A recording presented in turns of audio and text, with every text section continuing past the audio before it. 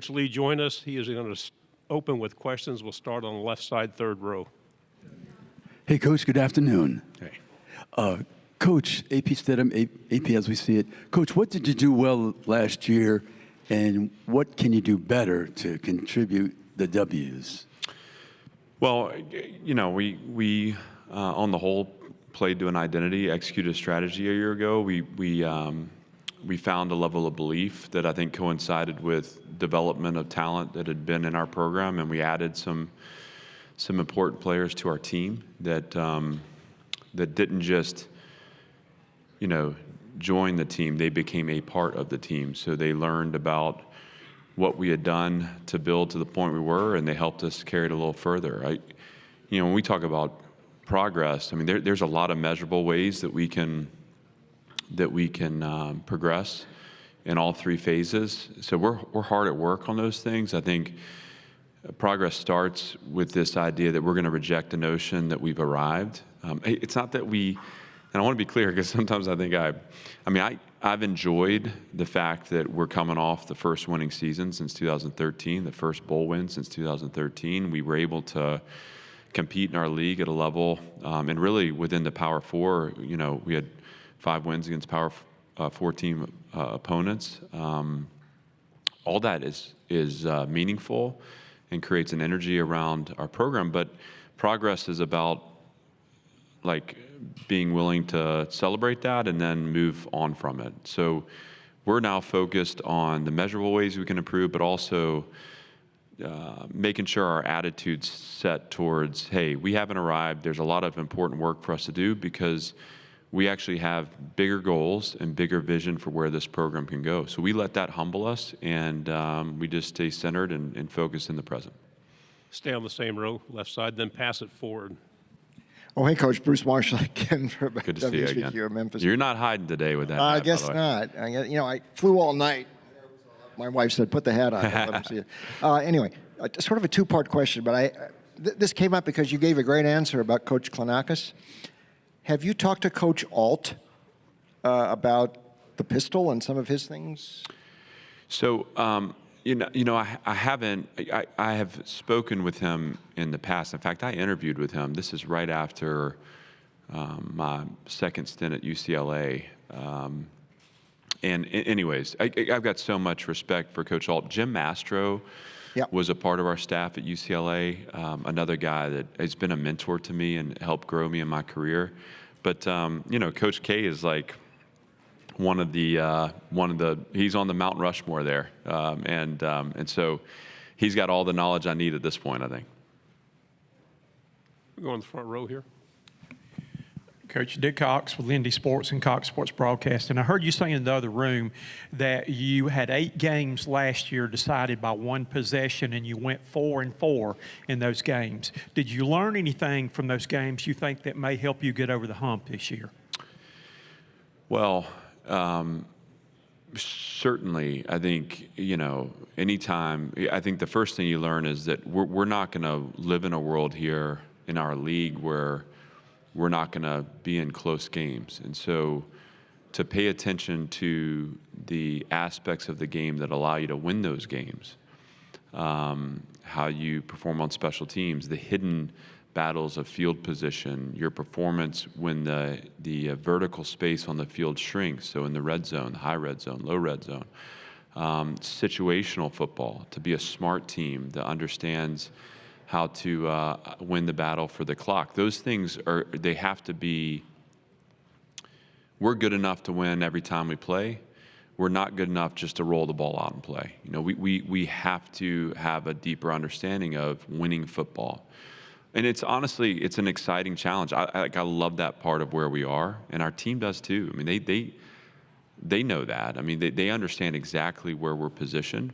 So when you look at games that we came down to a final possession where we came up short, you know, where were we not winning those margins? Where did we not have a level of focus? How did that show up actually in our process leading up into the game?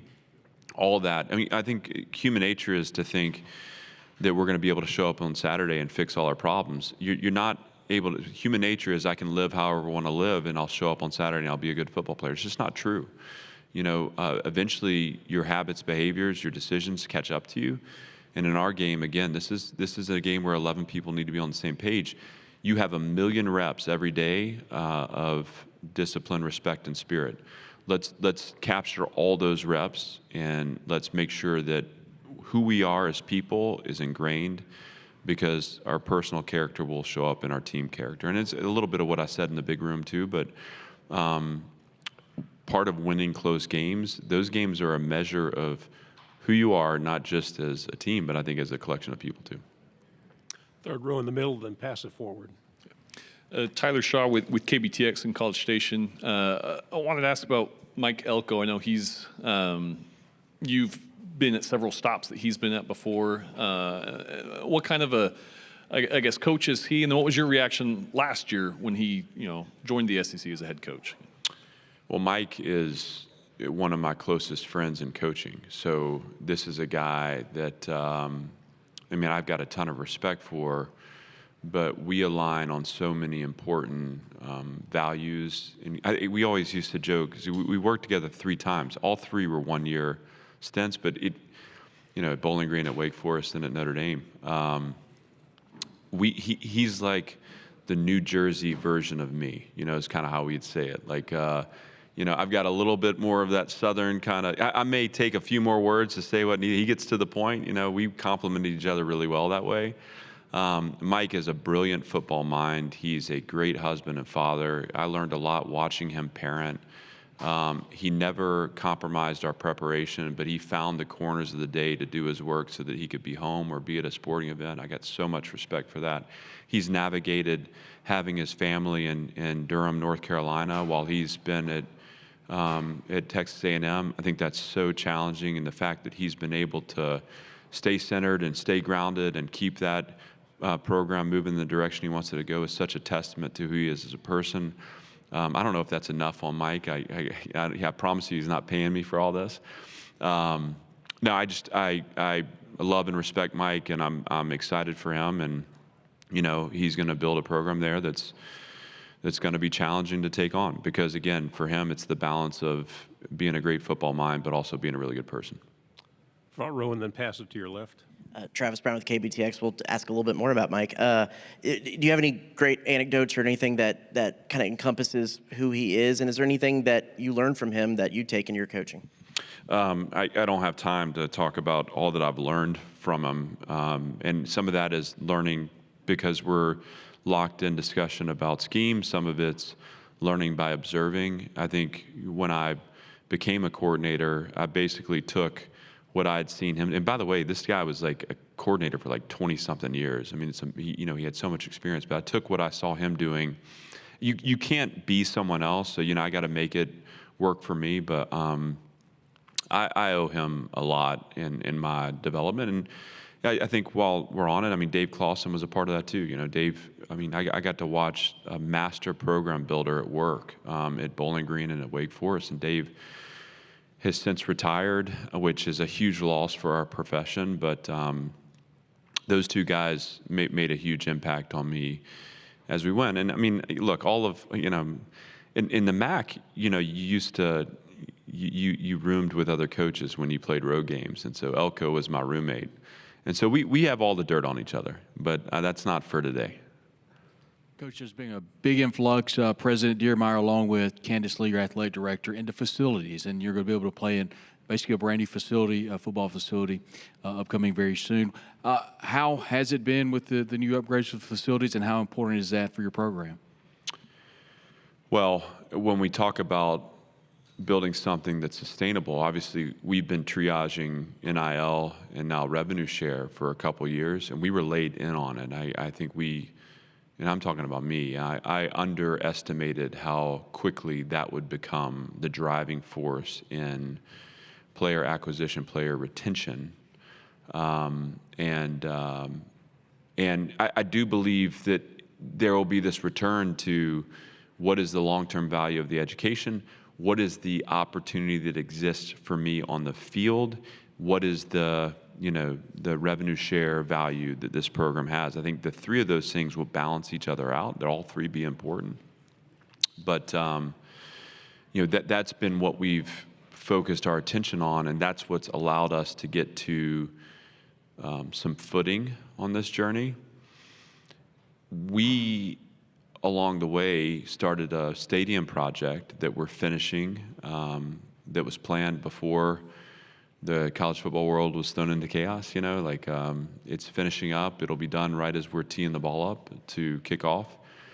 And that's exciting. I think our stadium environment, desperately needed an upgrade. I thought even last year with the north end zone being completed, we saw a better environment. I think with the south end zone, there's going to be a really unique feel to a Vanderbilt game day. But we're grossly missing the point if that's where we stop. We have to pay attention to our operations facility. We have to make sure that we're not taking a backseat to anyone in terms of the experience of our players. And our building is a building that's been around since 1990. The weight room is the same weight room I trained in. The physical spaces are not nearly as important to me as the people, and that's people first, mission always. That is who our program is. But hey, it's time for us to shift attention here and to build out a first-class facility to where not only do we serve our team the best we can, but also Nashville's home to so many pros. We have such an opportunity. Tight end U is held at Vanderbilt, which is the world's greatest tight ends descend on our campus and hang out in our building. But we can go way beyond that because of the number of professional players that are in our market. So, look, here's where I'm fortunate. This is not just on my mind. This is on Chancellor Diermeier's mind. It is on Candace Lee's mind. I've got a meeting when I get back to Nashville about next steps for this facility. And I think now you start to, once that's complete, you start to see a world where, again, we don't have to apologize for any part of our program. There's nothing about the experience that seems like it's second class. We're first class all the way. And at that point, you can start to really, talk about long-term stability and not placing any limitations on what we're capable of achieving. We only have time for one final question here in the back on the left. Coach, what can you say about Diego as a teammate, as a leader, and how important he is to the program? Diego's one of my favorite people in the world. I knew quickly, I got to know quickly that I got to know his confidence. But I think what people miss on him some is the level of humility that he has, the curiosity he has. This is where I have such an incredible respect for him, because for all the swagger he plays with, and we need that too, by the way. Like I embrace this edgy, tough, I love the fact that you never know quite what he's going to say, but we want him to be himself and we want him to bring it, and his teammates expect that of him. But that is complemented with this guy who is totally process-driven, who's totally focused on what he wants. We celebrate competitors when they want to win more than they want to lose, fill in the cliche you want. And we excuse them when they're throwing a tantrum because they don't get their way. They have a tough outing and a bad snap and they're throwing a fit, and we say, oh, he's just so competitive. Well, that's not being competitive to me. That's being immature. Diego Pavia is a competitor. He knows he's not entitled to winning. And so his best moments are our worst moments, where he is steadying the sideline and able to look people in the eye and say, count on me. Here we go. This is the course we're setting. When we had adversity last season, it wasn't like he was pointing the finger anywhere else. He was focused on the work. That's a coach's dream. And so I just, when people watch him play and you enjoy that swagger, and again, look, my kids have a little more street cred at school because of him. I appreciate that too. But behind all of that is a process-driven, curious, respectful person who is going to be able to sustain a career as long as he wants. And that's what I want people to know about Diego Pavia. Coach, thank you very much. Great Thank job you. as always. Appreciate it.